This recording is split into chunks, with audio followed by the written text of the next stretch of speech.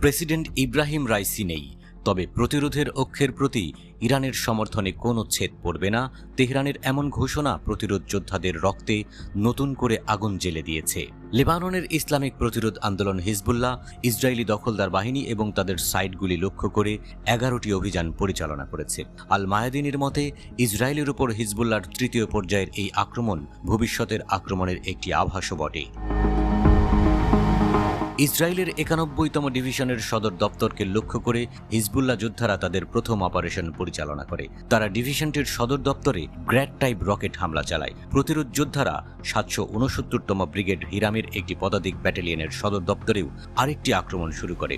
এই আক্রমণে হিজবুল্লাহ যোদ্ধারা ইসরায়েলের বেইত হিলেল ঘাঁটিতে অবস্থিত সদর দপ্তরে কয়েক ডজন গ্র্যাড রকেট এবং ফালাক রকেট নিক্ষেপ করে। ব্যাটালিয়নের সদর দপ্তরে আক্রমণের পর হিজবুল্লাহ ড্রোন বাহিনী নিকটবর্তী কিরিয়াত শামোনায় আরেকটি আক্রমণ শুরু করে। হিজবুল্লাহ যোদ্ধারা ইসরায়েলের মেতুল্লাহ সামরিক সাইটে আক্রমণ করে, সাইটে ইনস্টল করা মূল নজরদারি যন্ত্র ধ্বংস করে। ইসরায়েলি স্পাইওয়্যারকে লক্ষ্য করে আরেকটি হামলা হিজবুল্লাহ যোদ্ধারা আল রাহেব সামরিক সাইটেও ইসরায়েল স্থাপিত সরঞ্জাম ধ্বংস করে। হিজবুল্লাহর আর্টিলারি ইউনিট আল মার্জ মিলিটারি সাইটে গোলাবর্ষণ করে। একই সাথে প্রতিরোধ যোদ্ধারা শটুলার কাছে একটি ইসরায়েলি সামরিক ট্যাঙ্কে একটি এন্টি ট্যাঙ্ক গাইডেড ক্ষেপণাস্ত্র নিক্ষেপ করে এবং এর ক্রু সদস্যদের হত্যা ও আহত করেছে। ট্যাঙ্কটি দক্ষিণ লেবাননের একটি শহর আয়তা আল শাবের বিপরীতে অবস্থান করছিল এবং কাছাকাছি এলাকায় সক্রিয়ভাবে গোলাবর্ষণ করছিল। হিজবুল্লাহ অধিকৃত লেবানিজ সেবা ফার্মে জিবদিনের সামরিক সাইট আক্রমণ করে, সরাসরি আঘাত হানার দাবি করা হয়েছে।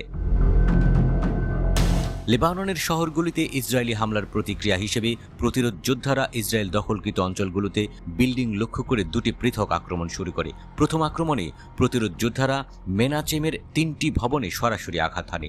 দ্বিতীয় আক্রমণে প্রতিরোধ মেতুল্লার একটি ভবনে ভারী অস্ত্র ব্যবহার করে আরেকটি আক্রমণ চালায়। তারপর প্রতিরোধ যোদ্ধারা লেবাননের ইয়ারুন শহরের বিপরীতে অবস্থানরত ইসরায়েলি দখলদার সৈন্যদের একটি দলকে লক্ষ্য করে।